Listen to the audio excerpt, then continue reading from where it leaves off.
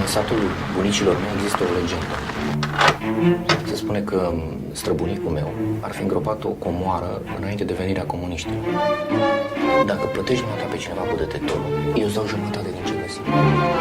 De unde faci nu-ți dau 100 de euro? Dacă nu plătesc întreținerea și lumina luna asta, mai fac 200. Și restul mă gândeam să-i cer dolul tăi. Știi că nu mă suport.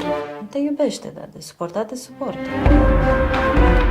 Trebuie să știi, copiii sunt cel mai de preț. Dacă nu te bate gândul să divorțezi. Pentru tine ar putea fi o afacere. Am găsit pe cineva. Aici e ceva mărișor. Și aici. Și aici. Și aici. În cazul ăsta eu zic să ne apucăm să săpăm. Eu cred că asta e o șansă pe care nu mai întâlnești niciodată în viață. Te rog eu frumos, numai că n-am orice sârmă, că mă doare capul. Nu de joacă, trebuie musai să le declarați. Că dacă vă prinde poliția, faceți pușcărie. Ne căutăm o comoară, nu înțeleg. Puteți, mă, că-ți dau una de cea de pe jos, mă. Ce zici, mă, că faci tu?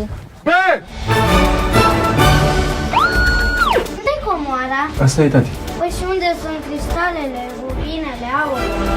Am întâmplat ceva? Cunosc un hoț aici. L-au rezolvat în 2-3 minute. Mă, cu minte, mă, că se duce direct la poliție.